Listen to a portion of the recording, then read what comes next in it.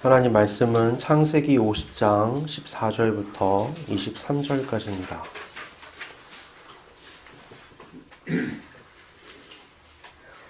창세기 50장 14절부터 23절까지입니다.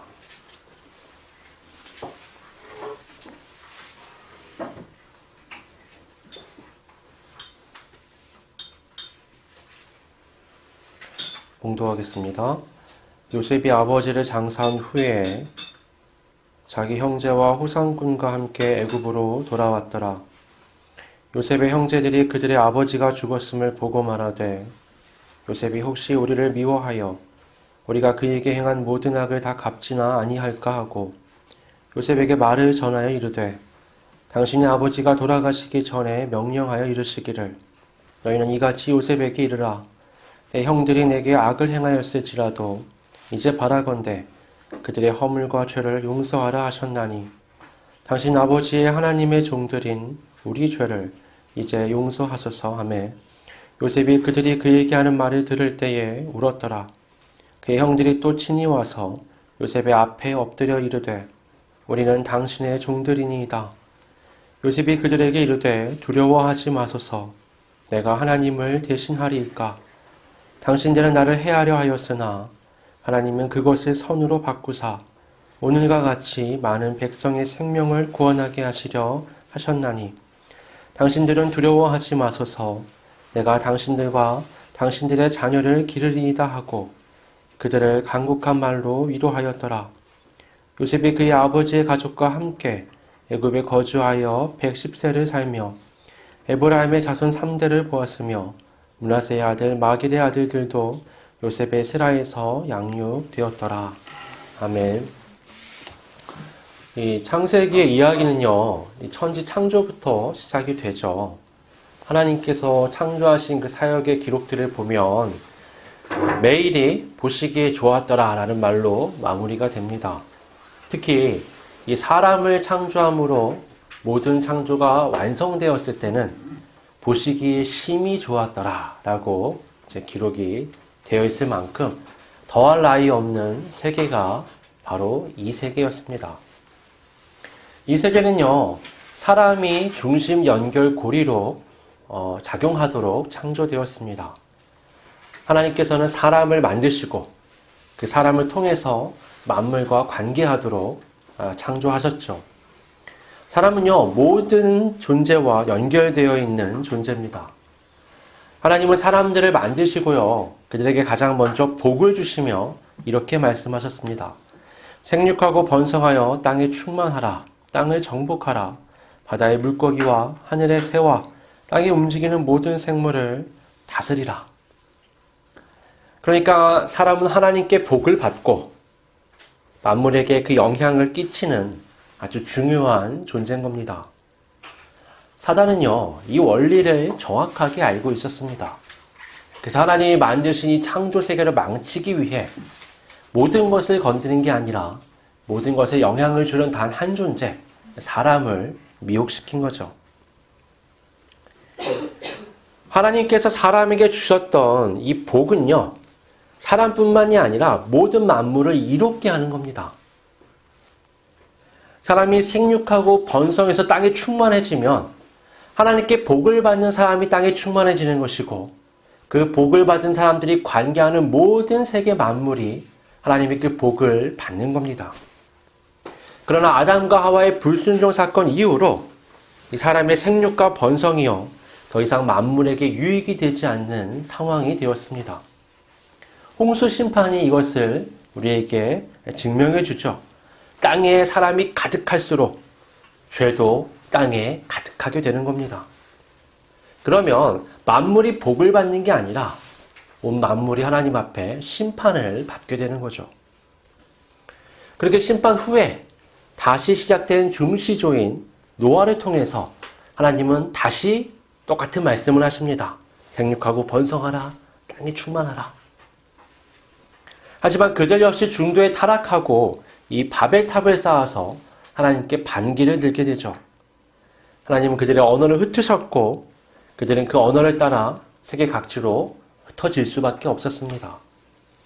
그러고 나서 하나님이 세 번째로 복을 주시며 생육하고 번성하라고 말씀하신 사람이 아브라함이었습니다. 하나님은 이 아담과 노아에게 하셨던 약속을 이 아브라함에게도 하십니다. 그런데 이 약속은요, 아담과 노아의 때와는 상황이 조금 다릅니다. 아담과 노아는 어떻죠? 세상의 시작에 서 있는 사람들이었잖아요. 그러니까 아담의 생육과 번성이라는 건 자기가 신앙으로 바로 설 때 자연스럽게 후손들이 하나님 앞에 바로 설 수 있는 구조였습니다. 노아도 비슷하죠. 근데 아브라함은요, 이미 세계의 인류가 퍼진 후에 여전히 죄 가운데 사람들이 있는 상태에서 하나님 앞에 복을 받고 생육과 번성의 약속을 받은 사람이었습니다. 그는요, 이 땅 가운데 자기가 생육과 번성을 통해서 하나님의 나라를 완성해 가는 게 아니라 이 땅에 이미 존재하는 많은 사람들과 그들의 삶의 방식이 아닌 하나님께 받은 이 복의 방식으로 관계를 새롭게 맺어나가야 할 책임이 그에게 있었던 겁니다. 이 아브라함을 시작으로 이삭, 야곱, 그리고 야곱의 아들들로 이어지는 이 이야기는요, 하나님께 복을 받은 사람들이 어떻게 생육하고 어떻게 번성하고 어떻게 이 땅 가운데 그 하나님께 받은 복을 통해 유익을 주는지 우리에게 잘 가르쳐 줍니다. 사실상 그들은 굉장히 소수였죠. 가는 곳마다 원주민들 틈바구니에서 힘겹게 살아갔습니다. 오늘날 우리도 그렇지 않나요? 그리스도인으로서 특정한 위치에서 이 세상의 많은 사람들과 관계하며 살아갑니다. 그것은 가정이나 울타리 안이 될 수도 있고요. 친척들, 학교, 직장, 우리가 살아가는 이 사회의 많은 자리에서 우리는 그리스도인으로서 비그리스도인들 또는 또 다른 그리스도인들과 관계를 맺어가며 살아갑니다. 그렇기 때문에 우리가 창세기에서 읽어나가는 이 소수의 하나님의 복을 받은 족장들의 이야기는요, 우리에게 가르쳐주는 바가 많습니다. 그들 역시 우리와 똑같은 문제들을 경험하죠. 그들도 우리처럼 두려워했고 삶의 불확실성 앞에서 고민했고 때로는 하나님을 온전하게 신뢰하지 못할 때도 있었습니다. 그러나 그들이 결국 믿음으로 일어서는 과정을 통해서 우리는 우리의 신앙을 점검하고 우리 역시 하나님 앞에서 일어설 수 있는 용기를 가질 수 있는 거죠. 인류의 역사는요, 분열과 반목의 역사라고 말할 수 있습니다. 아담은 어떻죠?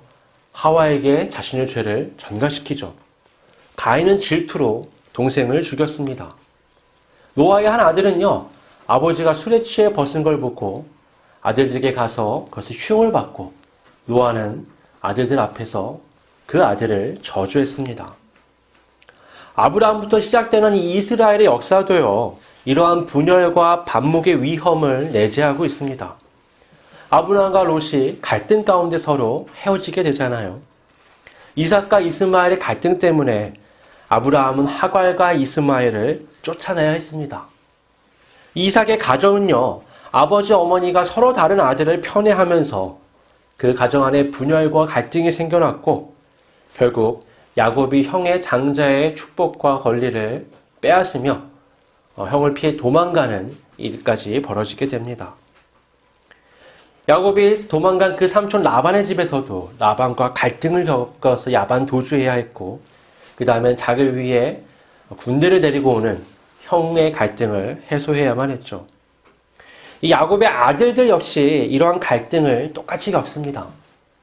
야곱의 총애를 받는 요셉 때문에 그를 미워하는 형들은 그를 죽이려는 계획을 세웠다가 죽이진 않고 대신 노예로 팔아버리게 되죠. 이 믿음의 조상과 그 후손들에 대한 이야기는요, 그 안에 하나님의 복이 관통합니다.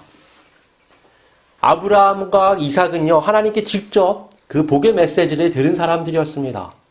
야곱은 아버지 이삭을 통해서 그 복을 물려받은 사람들이죠. 야곱은 다시 13아들에게 이 복을 이어줍니다. 이렇게 이 세상에 누구도 받지 못했던 복을 하나님께 직접 받고 또 물려받았던 사람들이 이들입니다. 그러면 우리가 생각해 볼 때 삶이 온통 풍요로워야 되지 않을까요?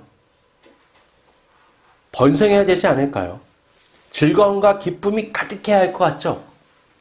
그러나 성경을 보면 실제로는 어떻죠? 그들이 앞서 말한 것처럼 여전히 갈등 가운데 살아가는 걸 발견하게 됩니다. 아니 그럼 대체 하나님이 주신 복은 뭔가요? 대체 우리에게 주신 게 무엇이길래 우리는 세상 사람들과 똑같은 삶의 자리에서 비슷한 문제들을 경험하며 살아가는 걸까요? 앞서 실패하였던 아담의 역사와 또 노아의 후손들의 역사와 이 아브라함의 후손들의 역사가 무엇이 다른 걸까요? 아담과 노아로 시작되는 인류의 역사는요, 반목과 분열로 끝이 납니다, 그냥. 하지만 이 창세기에 기록된 아브라함과 그 후손의 역사는 그냥 반목과 분열에서 멈추는 게 아니라 결국에는 평화로 대화합을 이루며 마침표를 찍게 됩니다.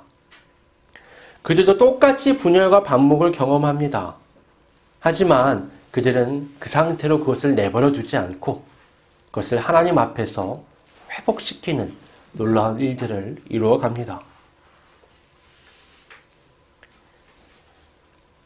오늘 우리가 읽은 말씀은요, 이 야곱의 아들들이 마지막 남아있던 감정의 골을 메꾸고 진정으로 화해의 공동체로 서는 겁니다. 이때를 기점으로 이들은 진정한 한 이스라엘 공동체로 서게 되고 하나님 앞에서 신앙의 공동체로 자리매김하게 됩니다. 이 야곱의 가정의 갈등은 해소 방식은 앞섰던 아브라함 또 이삭의 가정의 해소 방식과는 조금 다릅니다. 아브라함은 이스마엘을 쫓아냄으로써 갈등을 해소했죠. 이삭은 야곱을 외가로 보냄으로써 이 갈등을 해소했습니다. 어느 한쪽이 선택되고 어느 한쪽이 버림을 받고 어느 한쪽이 누군가를 피함으로써 갈등을 이겨나 보려고 노력을 하는 거죠. 만약에 야곱의 아들들의 이야기가 이런 방식이었다면 요셉 말고는 사실 누구도 이스라엘 역사에 남을 수가 없습니다. 그들은 다 흩어졌어야만 하고 다른 민족들로 뿌리를 내려야만 되는 거죠. 요셉은 이 이스마엘이나 앞섰던 에서보다 형제들로 인한 이 고통과 절망이 훨씬 더 심했습니다. 사실상 요셉의 분노는 굉장히 큰 것이었습니다. 요셉이 노예로 팔려갔을 때 그의 나이는요 17살이었어요. 그가 그 노예의 세월과 또 그 감옥에서 죄수로서 세월을 보내고 이 바로 앞에서 애굽의 총리가 되었을 때가 30살이었습니다. 그는 10대 후반과 20대 전부를 노예와 죄수로 보냈던 거죠. 무려 13년의 세월이었습니다. 그가 무엇을 잘못해서 그럼 팔려가고 죄수가 됐느냐? 아니죠. 그는 단지 형들의 질투 때문에 팔려갔고 보디발 아내의 거짓말 때문에 누명을 써서 죄수가 되었습니다. 요셉은 결국 이 바로의 꿈을 해몽하고 또 해결책을 제시함으로써 죄수에서 총리로 인생의 대역전을 이루게 됩니다. 바로의 꿈은 이 대풍년과 7년 대풍년과 7년 대흉년을 예고하는 것이었고 이것을 유일하게 해몽한 사람이 바로 요셉이었죠. 여기에서요, 우리는 요셉이 바로 앞에 섰을 때 그의 태도에서 아주 중요한 부분을 발견하게 됩니다. 그는요, 자신에 대한 어떤 말을 단 한마디도 하지 않습니다. 바로는요, 요셉이 앞에 오자마자 이렇게 말합니다. 네가 그렇게 꿈을 잘 해몽한다며. 지금 상황이 누구도 이 꿈을 해몽하지 못한 겁니다. 하지만 요셉은 할 수 있어요. 요셉은 뭐라고 말하느냐? 제가 아니라 하나님께서 바로에게 평안한 해몽을 주실 겁니다. 그리고 그는요, 그 꿈을 해몽한 다음에 그 꿈을 해결책을 제시하고 그것을 이룰 수 있도록 좋은 사람들을 세우시라고 조언합니다. 자신이 이 일을 맡으면 충분히 잘할 수 있는 사람임에도 불구하고 그는 조금 더 그것에 대해 어필하지 않죠. 그는 자신에 대해서는 단 한마디도 말하지 않습니다. 바로는 그럼에도 요셉을 알아보고 그를 총리로 세우게 되죠. 요셉이 형제를 다시 만난 것은 요셉이 39세가 되던 해, 그러니까 7년 대풍년이 지났어요. 그리고 7년 대흉년 중에 2년 차가 되었을 때입니다. 당시 최강국 중의 하나인 애굽의 총리로서 지금 9년간 통치를 한 겁니다. 그러니까 요셉의 권세라는 게 어마어마한 거죠. 요셉의 앞에 선 이 형제들은 여전히 소수의 한 가족에 불과했습니다. 지금 형제들이 요셉을 판 지 22년이 지났어요. 요셉은요, 이 몇 가지 시험을 통해서 형제들의 현재의 어떤 감정과 생각을 갖고 있는지 확인합니다. 형들은 22년이 지났지만 여전히 요셉을 판 것에 대해서 후회하며 회개의 마음을 갖고 있었습니다. 요셉이 그들을 붙잡아두고 여러 가지 시험을 통해서 테스트하는 기간 동안에 그들은 이 모든 어려움이 자기들이 그 어린 동생을 팔았기 때문에 생겨난 결과라고 바로 말할 만큼 그들의 마음 한구석에 늘 죄책감이 있었던 겁니다. 특히 요셉을 파는 일에 앞장섰던 유다는 완전히 180도 바뀌어서요, 막내 베냐민을 위해서 자신의 인생 전부를 희생합니다. 그런 것들을 확인한 후에 요셉은 형들에게 자신이 요셉임을 밝히고 아버지와 모두 이 땅으로 이주해서 이 모든 흉년에서 구원을 받자라고 제안을 하게 되죠. 그렇게 애굽으로 이주한 야곱의 가족들은요, 17년을 살게 되고 야곱은 죽음을 맞이합니다. 문제는 이때부터입니다. 여러분, 무려 17년이 지났어요. 요셉과 형들이 화해를 하고 17년이 지났는데 아버지가 죽자마자 형제들은 모여서 회의를 하기 시작합니다. 야, 큰일 났다. 여태까지는 요셉이 아버지 말을 엄청 잘 들으니까 아버지가 마음 상하실까 봐 우리를 살려뒀었는데 아버지가 없으니 이제 죽었구나. 그는 거짓말을 만들어서요, 요셉에게 아버지의 유언을 전하고 뒤이어 그 앞에 서서 모두가 절하면서 우리는 당신의 종입니다 라고 선언을 합니다. 요셉은요, 형들이 사람을 보내서 먼저 아버지의 거짓 유언을 전했을 때 그는 펑펑 울었습니다. 왜 울었을까요? 창세기를 보면 요셉이 우는 장면들이 몇 번 등장을 해요. 형들의 말을 빌어봐도 노예로 팔려갈 때도 살려달라고 애원했고, 그때도 울었고, 아버지가 살아계심을 들었을 때도 울었고, 형제들을 만났을 때도 북받쳐서 울었습니다. 네, 오늘 말씀에서도 아버지가 돌아가실 때도 울었었고, 오늘 말씀에서도 형제들이 거짓 유언을 전했을 때 그는 웁니다. 왜 울었느냐? 자신은 이미 17년 전에, 아니 그보다 그 더 전에 이 모든 상황들이 하나님의 뜻 안에서 이루어졌다는 것을 알고 있었고, 그것을 깨달은 다음부터는 형들을 미워하지 않았습니다. 용서했죠. 그 형들이 왔을 때 이미 형들에게 몇 번이고 간곡하게 그들을 위로하며 오히려 용서한다라고 말을 했습니다. 아니, 용서한다는 말도 하지 않았어요. 왜냐? 이게 자기가 용서할 만한 일이 아니라고 생각했기 때문에. 하지만 형들은 계속해서 후회하며 회개하고 용서를 구하고 있습니다. 요셉은요, 그가 했던 말을 보면 그가 어떤 신앙의 관점을 가지고 이 모든 문제들을 바라봤는지를 알 수 있습니다. 그는 이렇게 말하죠. 이 모든 일이 하나님에 의해서 이루어졌다는 겁니다. 형들은 악행을 저질렀지만 하나님은 그것을 통해서 선을 이루셨다라고 말합니다. 그러니 하나님께서 이 땅의 모든 문제와 상황과 인생 가운데 주관자가 되신다고 확신하고 있습니다.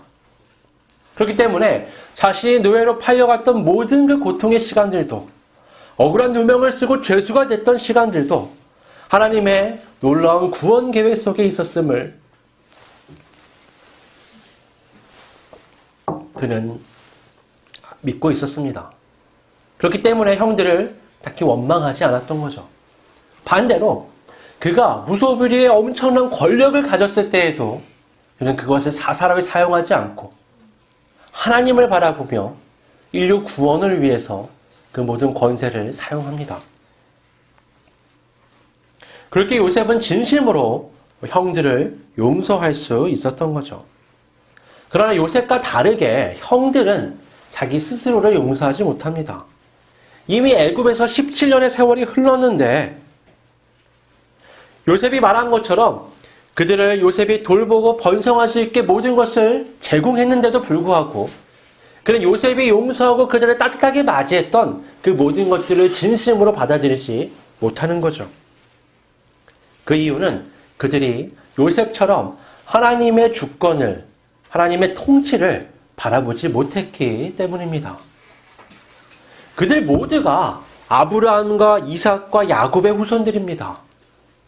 그럼에도 그들은 그 조상들에게 흘러내려오는 그 신앙을 온전히 물려받지 못했습니다. 요셉만이 그 신앙을 지금 제대로 물려받은 거죠. 요셉은 형들이 찾아왔을 때 다시 17년 동안 해오던 그 말을 또 합니다. 내가 하나님을 대신할 수 있습니까? 나는 할 수 없습니다. 그는요, 형들이 무려 39년 동안 지고 있었던 그 짐을 벗겨내려고 부단히 노력합니다. 여러분 놀랍지 않습니까? 이런 철천지 원수 같은 존재가 내 앞에 있는데 무려 17년 동안 그가 지고 있는 죄의 짐을 벗겨내 주려고 계속해서 노력하는 거죠. 마치 예수님을 부인했던 베드로를 굳이 찾아오셔서 데리고 다니시면서 네가 나를 사랑하느냐? 억지로 그의 마음속에 있는 짐을 벗겨내시는 것처럼 요셉은 형들의 마음에 있는 그 짐을 벗겨내기 위해서 노력합니다. 여러분 22절에 보면요. 요셉이 아버지의 가족과 함께 애굽에 거주하며 110세가 될 때까지 살았다고 말씀합니다. 요셉이 형들을 만났을 때가 39세예요. 그리고 17년 동안 야곱이 그 땅에 살았습니다. 그러면 야곱이 죽었을 때 요셉의 나이가 몇 살이 되냐면 56세쯤이 돼요. 56세쯤이 되고 그 후로 약 55년 가까이 살면서 형들과 여기 보면 성경에 이스라엘을 이루어서 같이 함께 한 공동체로 살았다라고 기록되어 있습니다. 여러분 이 엄청났던 앞의 세월에 대해서는 자세하게 기록이 되어 있는데 나머지 인생의 절반에 대해서는 한 줄로 딱 요약하고 있잖아요. 이게 무슨 의미가 있느냐? 갈등과 분열과 반목의 역사가 종료되고 평화의 시대를 그들이 살았다라는 것을 우리에게 가르쳐 주는 겁니다. 요셉은 결국에는 형들 마음에 있는 짐을 벗겨내요. 그리고 그들이 하나님의 눈으로 자신들의 모든 삶의 역사를 바라보게 합니다. 아, 그래. 내가 정말 내 동생에게 씻지 못할 죄를 지었지. 내 동생에게 씻을 수 없는 상처를 주었지. 그걸 회개하지만 동시에 어떻게 해요? 우리가 악을 저지르고 멋대로 우리의 삶을 살았다 할지라도 그 모든 것이 하나님의 역사 속에 있었음을 고백하게 되는 겁니다. 그래서 어떻게 해요? 자기 안에 있는 무거운 짐도 벗어낼 수 있게 되는 거죠.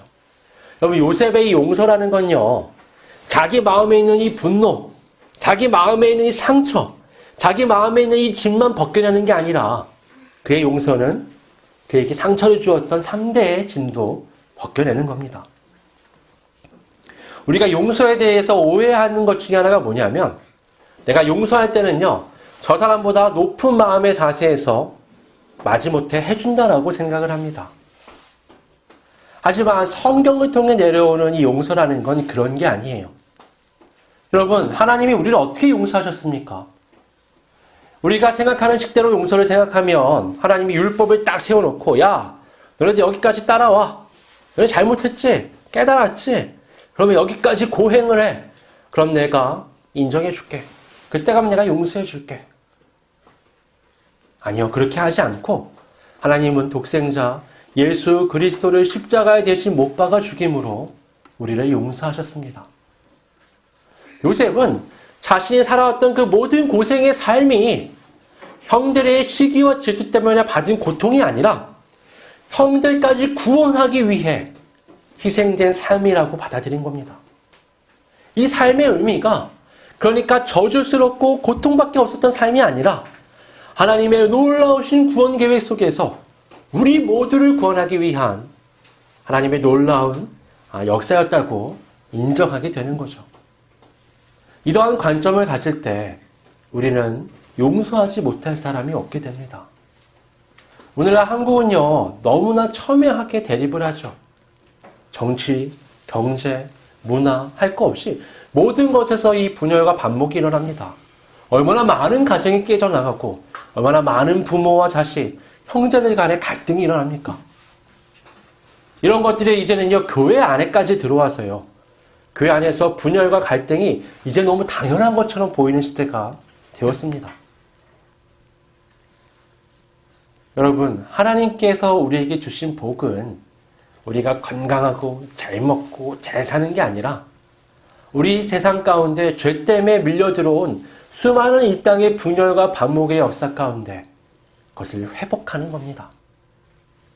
그러기 위해 하나님은 우리를 성화의 길로 인도하시고 우리에게 말씀 가운데 깨닫게 하시며 성령께서 우리에게 그 문제를 두고 기도하게 하시고 결국 그 모든 관계를 회복하는 통로요 도구로서 우리를 사용하시는 겁니다. 그래서 여러분, 그냥 미워하는 상태로 머무시면 안 됩니다. 요셉이 형제들을 얼마나 미워했겠어요? 얼마나 원망했겠어요? 얼마나 자신의 삶을 저주스럽게 바라보면서 죽지 못해 살았을까요? 하지만 그는 결국 하나님의 관점에서 이 삶을 바라볼 수 있는 힘을 얻게 됩니다. 지혜를 얻게 됩니다. 그리고 그 삶이 하나님 앞에 믿음으로 서며 자신이 아니라 하나님께 모든 초점을 맞출 수 있었을 때 그는 바로 앞에 섰고 자신을 조금 더 드러내지 않고 바로의 꿈을 해몽하고 인류 구원의 사역을 해나갔으며 형들을 마주했을 때 자신의 억울함과 분노를 조금 더 표현하지 않고 하나님을 또 말하며 하나님의 구원의 놀라운 계획을, 복음을 그들에게도 전할 수 있었던 겁니다. 결국 그 한 사람을 통해서 애국과 온 세계가 구원을 받았고 그 한 사람을 통해서 하나님이 아브라함과 이삭과 야곱을 통해 주셨던 그 놀라운 복의 역사가 흐를 수 있었던 겁니다.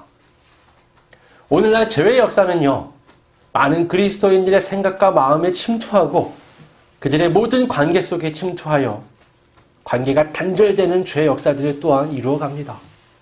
하지만 여전히 오늘날도 하나님의 사람들은, 하나님께 이 복을 회복된 사람들은 자신의 깨어진 모든 관계를 세워나가며 하나님의 나라를 이 땅 가운데 회복시켜 나가는 겁니다. 그렇게 우리를 예수님은 빛과 소금이라고 정의 내리며 부르셨던 겁니다.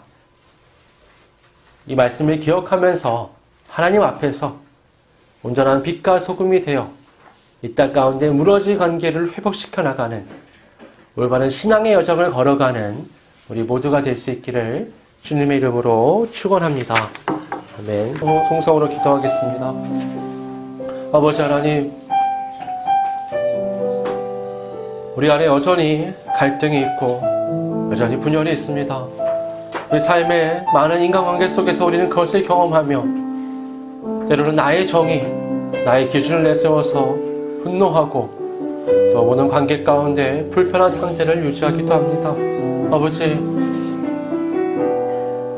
아브라함과 이삭과 야곱 또 그 아들들을 통해 주신 하나님의 복이 그냥 내가 잘 먹고 잘 사는 복이 아니라 이 땅에 무너진 관계들을 회복시킬 수 있는 놀라운 하나님의 은혜임을 우리가 확인했습니다. 글쎄 그 한 사람이 바로 서고 하나님의 관점으로 자신의 삶을 바라볼 때 그 삶은 고통의 삶이 아니라, 그 삶은 저주받은 삶이 아니라, 그 삶의 모든 관계는 깨진 것이 아니라 하나님의 은혜 가운데 놀라운 구원의 역사였음을 고백하고 그 모든 것이 회복될 수 있었던 것처럼 우리의 삶을 하나님의 관점으로 바라보며 우리의 삶이 회복되고 나의 고통받던 감정들이 회복되고 내 안에 휘둘렸던 모든 생각들이 회복되며 우리의 무너졌던 모든 관계들이 회복되는 놀라운 역사들이 우리 삶 가운데 일어날 수 있도록 성령께서 역사하여 주시옵소서. 그래야 그 모든 회복이 우리 가정 가운데, 우리의 교회 가운데, 우리가 살아가는 모든 삶의 이 사회 자리 가운데서 일어나게 하여 주시옵소서. 이 땅에 고통받는 모든 사회의 문제들이, 모든 갈등과 분열의 역사들이 이 땅에 그리스도인들인 우리를 통해서 놀랍게 회복되어져 가는 온전한 빛과 소금의 삶을 살아갈 수 있도록 성령께서 이끌어 주시옵소서.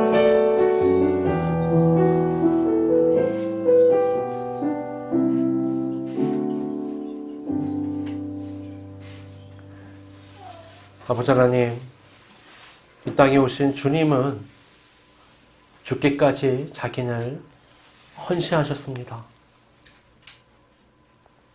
그 공생애와 그 죽음의 삶 가운데 억울하지 않은 면이 없고 저주 중에 저주처럼 보였지만 결국은 그 삶을 통해서 주님은 이 땅 가운데 놀라운 회복을 이루셨음을 우리는 확인하였습니다.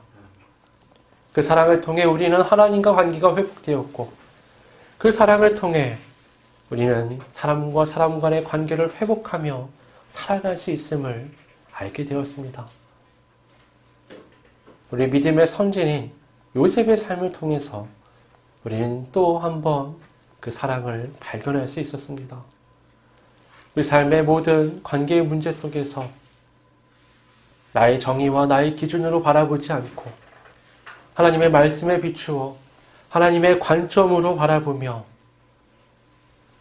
모든 절망을 이겨나갈 수 있게 하시고 우리의 마음과 생각이 회복되게 하시고 우리의 영혼이 소생될 뿐만 아니라 나와 관계하는 많은 사람들도 회복되어져 갈 수 있는 놀라운 역사가 우리 삶에 일어날 수 있도록 성령께서 이끌어 주시옵소서.